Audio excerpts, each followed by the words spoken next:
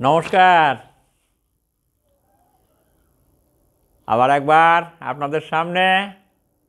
আশা করি ভালো আছেন, ভালো থাকুন। হ্যাঁ হ্যাঁ, আজকে এই আমরা কি চাই, হ্যাঁ, এইটা নিয়ে একটু বলি। এই কি চাই, এই প্রশ্ন যদি আমরা নিজেকে নিজে করি তাহলে একটু মুশকিল হয়ে দাঁড়ায়। হ্যাঁ, কি চাই, এটা তো অনেক কিছু, তাই না? এই একটা একটা করে এই বিশ্ব সংসারে কত কি আছে, এই একটা একটা করে যদি আমরা পেতেও থাকি তাহলে কি শেষ হবে? কোনো দিনই হবে না। হ্যাঁ, মৃত্যুর দিন পর্যন্ত ওই চাইতেই থাকবো আর পেতেই থাকবো। হ্যাঁ, তাহলে এই চাওয়া পাওয়াটা থেকেই গেল। আর এই চাইলাম, পেলাম, পাওয়ার পরেই আবার একটা কিছু, আর যা পেলাম তাতে তো শান্তি নাই আর সুখও নাই। যেই সুখ এলো তার পরক্ষণেই দুঃখ। হ্যাঁ,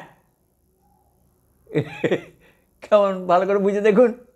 এই ঠান্ডার দিন, হ্যাঁ, যদি খুব বেশি খেয়ে নেন হজমের গণ্ডগোল। হ্যাঁ, এই কত কী হয়, বমি টমি হ্যান ত্যান, তাই না? তাহলে এই সেটা তো দুঃখ বটে। তাহলে সুখে কিছু চাইলাম, হয়তো পেলাম, তারপরে আবার দুঃখটাও আসে।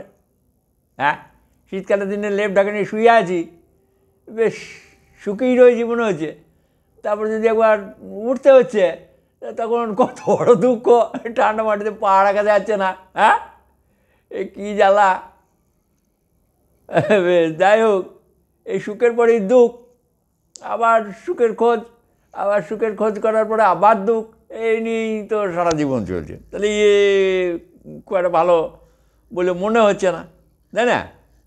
আবার শান্তি, শান্তি যখন খুঁজি, শান্তি পরে আবার অশান্তিও আছে। যেই শান্তি দেখছি ভালো রয়েছি, আবার অশান্তিও হচ্ছে। কেন? হ্যাঁ, শান্তির পরেই অশান্তি, অশান্তির পরে আবার শান্তি, সে তো ওই সুখ দুঃখের মতনই, এরও যেন একটা পাল্লা করে আসে আর যায়। এই বিরাট অস্বস্তিকর ব্যাপার। এই করতেই কি এলাম না? শান্তিকে তো বজায় রাখতে হবে। তো কী করে শান্তিকে রক্ষা করা যায় সেটা তো শিখতে হবে, না শিখলে তো হবে না। সারা জীবন তো সেটাকে ধরে রাখতে হবে। তাহলে সেই শান্তিকে যদি ধরে রাখতে হয় তাহলে আবার কি করতে হয় না, তাহলে অনেক গুণ অর্জন করতে হয়, তাই না? যেমন সেই গুণগুলো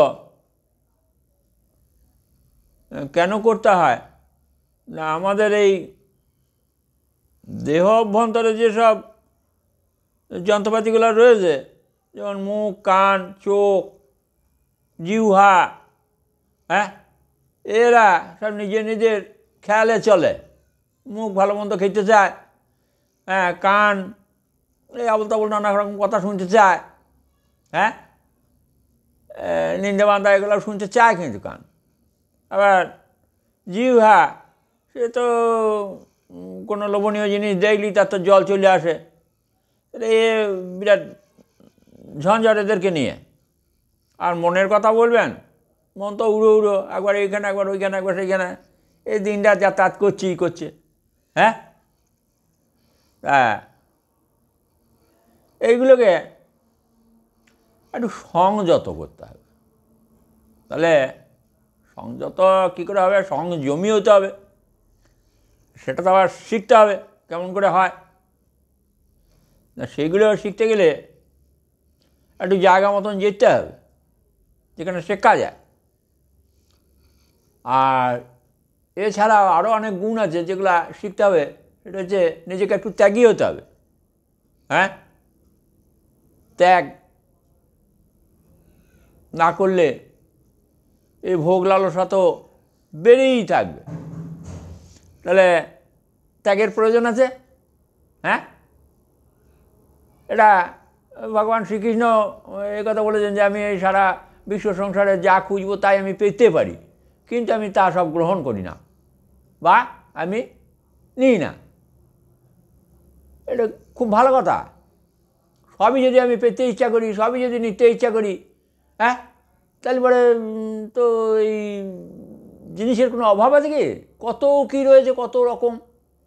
তাহলে একটার পর একটা, ওই আগে বললাম যে একটা করে পাচ্ছি, আবার সেটা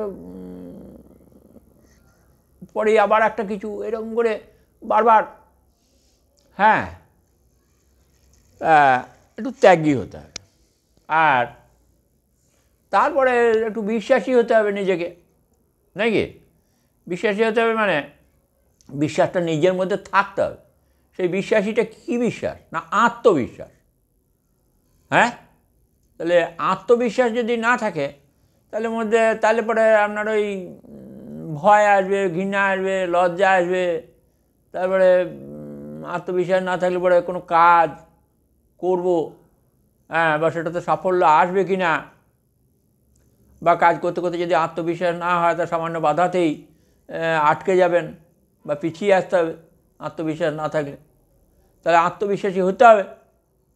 আর তারপরেও হচ্ছে একটু ভালোবাসতে শিখতে হবে।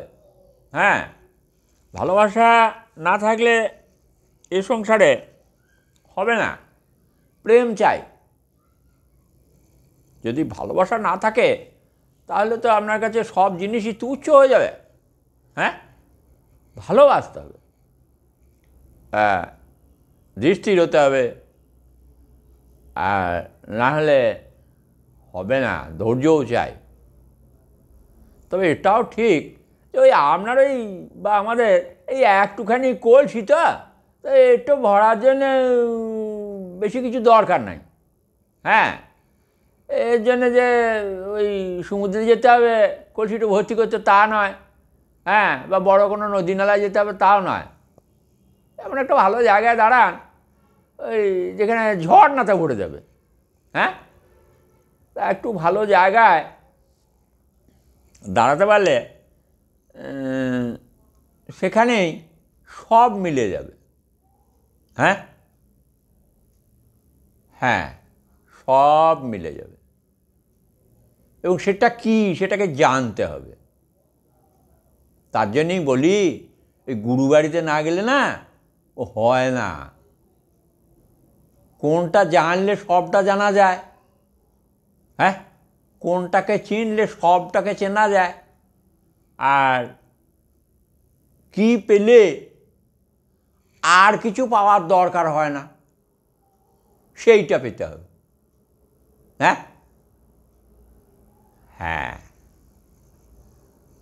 ওই পরশ পাথরের মতো একটা জিনিস ওই ঠেকালি শোনা হবে এই বলে ওই মহাত্মা সাধু বাবার কাছে গিয়ে এই পরশ পাথরটা পেলেও বটে, কিন্তু ওই নদী বেরোতে গিয়ে আবার পরশ পাথরটা ফেলে দিলে। ধর, এই পরশ পাথরটা আবার কী নেবো?